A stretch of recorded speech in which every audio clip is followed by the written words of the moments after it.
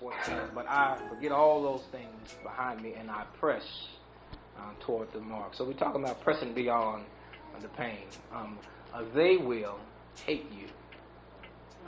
The world, your friends, they will hate you. And not because you have dissolved the relationship, not because of the money that you have earned, not because you have overcome health issues, and not because of your academic accomplishments, not because of your accelerated career, but they will hate you because you did not fail when they left. They will hate you because you didn't fall out and beg, what shall I do, because you're gone. They'll hate you because they did not see that God was going to purpose something in you inside of the pain. But they will hate you. So we have to get to the position where we change our story. What I went through and how I overcame it is good. But the real story is, look at me now. So we have to get to the position where I change my story. Where we know we've all been through something, but look at me now. Look at, in spite of everything that I have been through, look at where I stand.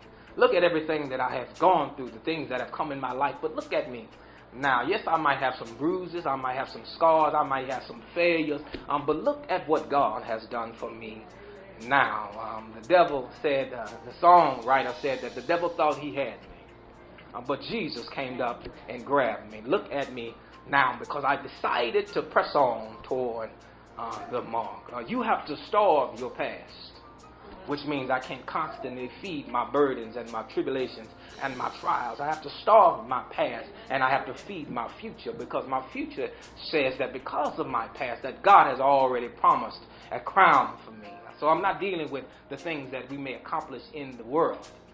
Jesus said that if you do this, that, and the other in the book of Revelations while we're dealing with the church, he said there's a crown of righteousness for you. So I have to get beyond the pain. I have to move myself from being a victim to being victorious, and I have to starve my past, and I have to feed my future. When I feed my future, I become like a baby I get fat and fluffy. I get ready to go to sleep because I'm not worried about the things that are behind me, because I'm pressing toward the mark, the calling of Christ Jesus. He's trying to set the stage so that he can come in and minister to people that are moving in a forward position. It's hard to get folks out of a backwards position because pain sometimes attaches obligation and retribution or retaliation. Obligation says that because you did this to me, that I am obligated to get you back. Because you hurt me, I'm obligated to pray that God sends somebody to hurt you. Because you left me in dire straits or left me when I needed you the most, I'm obligated to make sure that if you ever need me, that I do not answer my phone and do not return your call. I'm obligated. Retaliation says that I have to use everything that is within me to get you back so that you can feel the pain that I feel, so that you can feel how I feel when I needed somebody and you was not there. So we have to move beyond that, because it takes a lot of work to stay in obligation and a retaliatory kind of mindset. But I believe that God said that vengeance is mine. That if God said everything that has been done to you, that I shall repay. So there is nothing that you can do to those that have left you as a single mother. There's nothing that you can do to those that have abandoned you. There's nothing that you can do to those that have stolen money from you. There is nothing that you can do to those that have lied on you, that have squandered your name. There is nothing you can do but trust Jesus. You have to trust God with everything, even the ones that stand in your face and smile and still have the audacity to call you and call you friend and call you and say, you want to do something this week, but last week that's not the conversation you had about me. So I have to put the power of prayer on folks like that, and I have to press on toward the mark. So if I get caught up in trying to get folks back, I'll never be able to go forward, because I'm spending all of my time trying to get folks back for what they did. But what they do not know is what they did to me, they did to God.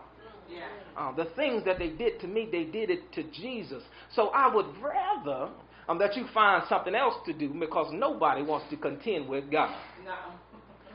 So we have to press on toward the mark. We have to give up some things every now and then. Some things that we hold on to, that we latch on to. Sometimes we have to give up some things in order for us to get what God has for us. Sometimes we have to open up our baskets, our our alabaster boxes and let some things out if we want God to put some things in us, because we have a capacity.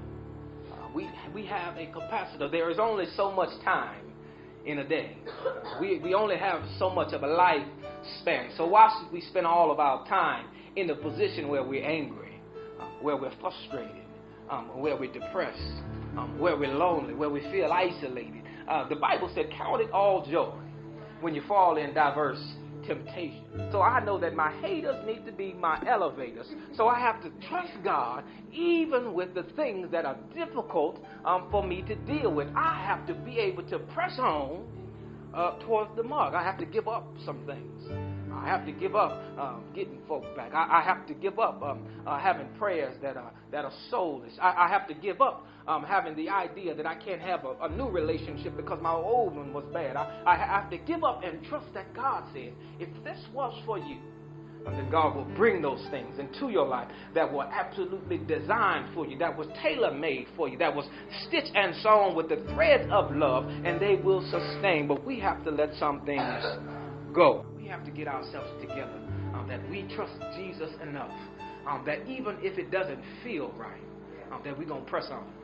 We have to trust Jesus enough that even if it does not look right, that we're going to press on. I thank God that I had a pressing on kind of mother. Daddy wasn't in the house, granddaddy wasn't in the house, but my mother pressed on. Didn't have food all the time, but she pressed on. Didn't have electricity some of the time, but she pressed on. We didn't have new clothes all the time, but she pressed on because she understood that it was her responsibility as a mother to make sure that her children were raised with whatever we had. If we had popcorn and eggs one night, we had popcorn and eggs. If we had beans and weenies, we had beans and weenies. But she decided I was going to press on and not let the fact that my income does not satisfy the needs of my family. I'm going to trust God that He will make a way, that He will supply all of my needs according to His riches and His glory. My mother pressed on because I need to get myself in a position where I can feel the presence of God always. I need to get myself lined up with the Spirit of God so that no matter where I am and who I am in the company of, that God and Jesus are always around me, that it consumes me, that He thought I was worth saving, that He died for me. Paul says that all of that, Philippian church, doesn't mean a thing if I don't have Jesus. Every accomplishment that I have accomplished in life does not mean a thing if I don't have Jesus. All of the gifts and the parades that were done in my name, all of the awards and all of the fear that people have for me, it does not mean a thing if I don't have Jesus. So you've got to get to the point where despite what we do not have, my God is greater than that. That if I can just continue where He said I should go, that if I just can press, that if I can just push, that if I can just encourage my spirit to get outside of feeling depressed and lonely and bitter and angry and all of that, if I can get to the point where, I'm going to trust God with whatever it is, and I'm just going to keep on moving, we'll get to the place where the life seems easy. Where the same pain you went through 10 years ago seems like a walk in the park today, because you decided to trust God. And you believe that God said that He'd never leave you or forsake you, that if you went through the fire, He would with you. That if you went through the water, that He went with you. That if they left you out there on the limb to dry, hang dead, that He was right there with you, holding you up and say, baby, I got you. Just wait a few minutes. The limb is going to break. I will not let you die like this because I have got you covered. Trust me. He said, I forgot all about all that because I found something that was greater than success. I found something that was greater than finances. I found something that was greater than people respecting me and admiring me. I found a man named Jesus.